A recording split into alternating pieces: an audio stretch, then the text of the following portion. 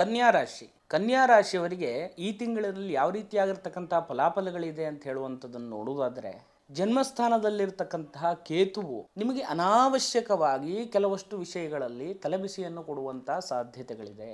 ಅಸಂಬದ್ಧವಾಗಿರ್ತಕ್ಕಂಥ ವಿಷಯಗಳು ನಿಮ್ಮನ್ನ ಡೈವರ್ಟ್ ಮಾಡುವಂತ ಸಾಧ್ಯತೆಗಳಿದೆ. ಜಾಗ್ರತೆಯಿಂದ ಮುಂದುವರಿಯಿರಿ. ಅದೇ ರೀತಿಯಾಗಿ ನಿಮ್ಮ ಆರೋಗ್ಯದ ವಿಷಯದಲ್ಲಿಯೂ ಕೂಡ ಹೆಚ್ಚಿನದಾಗಿರ್ತಕ್ಕಂತಹ ಜಾಗ್ರತೆಯನ್ನು ತಗೊಳ್ಬೇಕಾದಂತ ಅಗತ್ಯಗಳು ಈ ಸಂದರ್ಭದಲ್ಲಿದೆ ಅಂತ ಹೇಳುವಂಥದ್ದು ಕಂಡು ಬರುತ್ತೆ ವೀಕ್ಷಕರೇ. ನಮಗೆ ಎಲ್ಲಾ ಯೋಗಗಳು, ಭಾಗ್ಯಗಳು ನಮ್ಮ ಮನೆಯನ್ನು ಹುಡುಕಿ ಬಂದಾಗ, ನಮ್ಮ ಆರೋಗ್ಯ ಸ್ಥಿತಿಯಲ್ಲಿ ಅಥವಾ ನಮ್ಮ ಚಟುವಟಿಕೆಯ ವ್ಯವಸ್ಥೆಯಲ್ಲಿ ಸರಿ ಇಲ್ಲ ಅಂತಾದಾಗ ಅದು ಸಂಕಷ್ಟವಾಗಿಬಿಡುತ್ತೆ.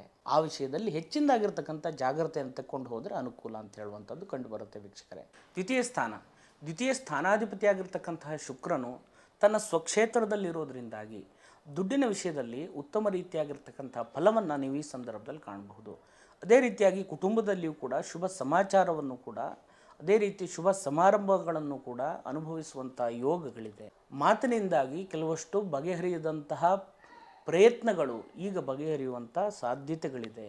ಅದೇ ರೀತಿಯಾಗಿ ತೃತೀಯ ಸ್ಥಾನವನ್ನು ನೋಡುವುದಾದರೆ, ತೃತೀಯ ಸ್ಥಾನಾಧಿಪತಿಯಾಗಿರ್ತಕ್ಕಂತಹ ಕುಜನು ಗುರುವಿನ ಕ್ಷೇತ್ರದಲ್ಲಿರೋದ್ರಿಂದಾಗಿ ಉತ್ತಮ ರೀತಿಯಾಗಿರ್ತಕ್ಕಂತಹ ಸಪೋರ್ಟ್ ಕೂಡ ನಿಮಗೆ ಈ ಸಂದರ್ಭದಲ್ಲಿ ಸಿಗುತ್ತೆ. ಯಾವುದಾದ್ರೂ ಸಹಾಯಗಳನ್ನು ನಿಮ್ಮ ಸ್ನೇಹಿತರಲ್ಲಿಯೋ ಅಥವಾ ಬೇಕಾದವರಲ್ಲಿಯೂ ಕೇಳಿದರೆ ಆ ಸಹಾಯಗಳು ಈ ಸಂದರ್ಭದಲ್ಲಿ ಒದಗಿ ಬರುವಂಥ ಸಾಧ್ಯತೆಗಳಿದೆ. ಅದೇ ರೀತಿ ಚತುರ್ಥ ಸ್ಥಾನವನ್ನು ನೋಡೋದಾದರೆ, ಚತುರ್ಥಾಧಿಪತಿಯಾಗಿರ್ತಕ್ಕಂಥ ಗುರುವು ವೃಷಭ ರಾಶಿಯಲ್ಲಿ ಇರೋದರಿಂದಾಗಿ ತಾಯಿಯ ಆರೋಗ್ಯದಲ್ಲಿ ಕೂಡ ಉತ್ತಮ ಬದಲಾವಣೆಯನ್ನು ಕಾಣಬಹುದು. ಅದೇ ರೀತಿಯಾಗಿ ತಗೊಂಡಂಥ ಭೂಮಿಯಲ್ಲಿ ಅಭಿವೃದ್ಧಿಯನ್ನು ಕಾಣುವಂಥದ್ದು, ನೂತನವಾಗಿ ವಾಹನವನ್ನು ಖರೀದಿ ಮಾಡುವಂಥದ್ದು, ಎಲ್ಲ ಯೋಗಗಳು ಕೂಡ ಈ ಸಂದರ್ಭದಲ್ಲಿ ಇದೆ ಅಂತ ಹೇಳುವಂಥದ್ದು ಕಂಡು ಬರುತ್ತೆ ವೀಕ್ಷಕರೇ. ಇನ್ನು ಪಂಚಮ ಸ್ಥಾನವನ್ನು ನೋಡೋದಾದರೆ, ಪಂಚಮಾಧಿಪತಿಯಾಗಿರ್ತಕ್ಕಂಥ ಶನಿಯು ಷಷ್ಠ ಸ್ಥಾನ ಅಂದರೆ 6ನೇ ಸ್ಥಾನದಲ್ಲಿರೋದ್ರಿಂದಾಗಿ ಸ್ವಲ್ಪ ಸಾಲದ ವಿಷಯದಲ್ಲಿ ಜಾಗ್ರತೆ ಇರಬೇಕು.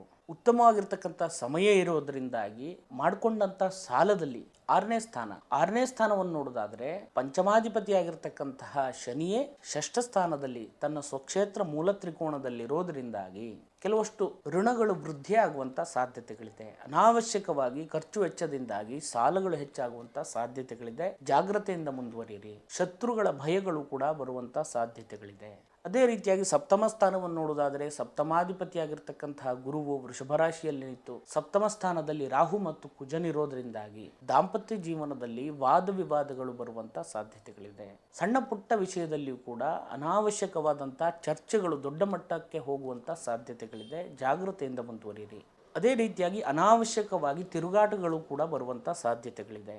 ಇನ್ನು 8ನೇ ಸ್ಥಾನವನ್ನು ನೋಡುವುದಾದರೆ, 8ನೇ ಸ್ಥಾನದಲ್ಲಿರ್ತಕ್ಕಂತಹ ಬುಧನಿಂದಾಗಿ ಯಾವುದೇ ರೀತಿಯಾಗಿರ್ತಕ್ಕಂತಹ ತೊಂದರೆ ತೊಡಕುಗಳನ್ನು ಅಥವಾ ಭಯವನ್ನು ಪಡಬೇಕಾದಂಥ ಅವಶ್ಯಕತೆಗಳಿಲ್ಲ. ಶುಭ ರೀತಿಯಾಗಿರ್ತಕ್ಕಂತಹ ಒಳ್ಳೆ ರೀತಿಯಾಗಿರ್ತಕ್ಕಂಥ ಫಲಗಳು ಸಿಗುತ್ತೆ ಅಂತ ಹೇಳುವಂಥದ್ದು ಕಂಡುಬರುತ್ತೆ.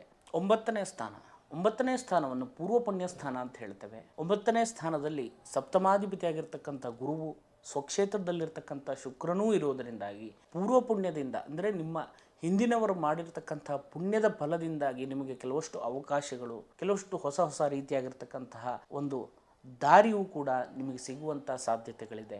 ಅದೇ ರೀತಿಯಾಗಿ ಕೆಲವಷ್ಟು ಸಾಧನೆಗಳನ್ನು, ಗೌರವವನ್ನು ಪಡೆಯುವಂತಹ ಯೋಗಗಳಿದೆ. ಸಾಧನೆಯಿಂದಾಗಿ ಗೌರವವೂ ಕೂಡ ಪ್ರಾಪ್ತಿಯಾಗುವಂಥ ಯೋಗ ಈ ಸಂದರ್ಭದಲ್ಲಿದೆ ಅಂತ ಹೇಳುವಂಥದ್ದು ಕಂಡುಬರುತ್ತೆ ವೀಕ್ಷಕರೇ. ಇನ್ನು 10ನೇ ಸ್ಥಾನವನ್ನು ನೋಡೋದಾದರೆ, 10ನೇ ಸ್ಥಾನಾಧಿಪತಿಯಾಗಿರ್ತಕ್ಕಂತಹ ಬುಧನು ಕುಜನ ಕ್ಷೇತ್ರದಲ್ಲಿರೋದರಿಂದಾಗಿ ನಿಮ್ಮ ಉದ್ಯೋಗದಲ್ಲಿಯೂ ಕೂಡ ಉತ್ತಮ ರೀತಿಯಾಗಿರ್ತಕ್ಕಂಥ ಬದಲಾವಣೆಯನ್ನು ಕಾಣಬಹುದು.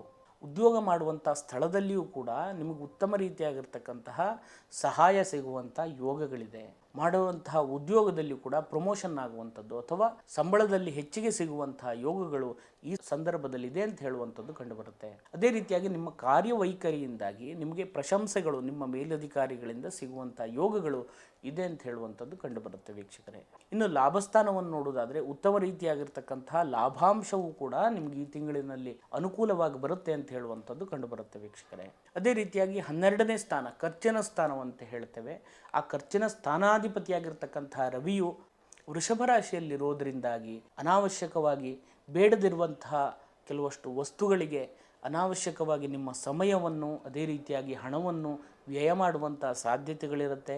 ಜಾಗ್ರತೆಯಿಂದ ಮುಂದುವರಿರಿ. ಇದಿಷ್ಟೆಲ್ಲ ಒಳ್ಳೆ ಫಲಗಳಿದ್ದರೂ ಕೂಡ ಸ್ವಲ್ಪ ಪ್ರಮಾಣದಲ್ಲಿ ದೋಷ ಫಲಗಳಿರೋದ್ರಿಂದಾಗಿ ಅದನ್ನು ಯಾವ ರೀತಿಯಾಗಿರ್ತಕ್ಕಂತಹ ಪರಿಹಾರದಲ್ಲಿ ನಾವು ಸರಿಪಡಿಸ್ಕೊಳ್ಬಹುದು ಅಂತ ಹೇಳುವಂಥದ್ದನ್ನು ನೋಡೋದಾದರೆ, ನಾಗದೇವರಿಗೆ ತನುವನ್ನು ಸಮರ್ಪಣೆ ಮಾಡುವಂಥದ್ದು, ಅಂದರೆ ಹಾಲೆರೆಯುವಂಥದ್ದು. ಪ್ರತಿ ಮಂಗಳವಾರದ ದಿವಸದಂದು ರಾಹುಕಾಲದಲ್ಲಿ ನಾಗನಿಗೆ ಅಭಿಷೇಕ ಮಾಡೋದರಿಂದಾಗಿ, ಅಥವಾ ಸಂಕ್ರಮಣದ ದಿವಸ ನಾಗನಿಗೆ ವಿಶೇಷವಾಗಿರ್ತಕ್ಕಂತಹ ಸೇವೆಯನ್ನು ಕೊಡುವುದರಿಂದಾಗಿ ಉತ್ತಮ ರೀತಿಯಾಗಿರ್ತಕ್ಕಂಥ ಫಲವನ್ನು ನೀವು ಈ ತಿಂಗಳಿನಲ್ಲಿ ಕಾಣಬಹುದು.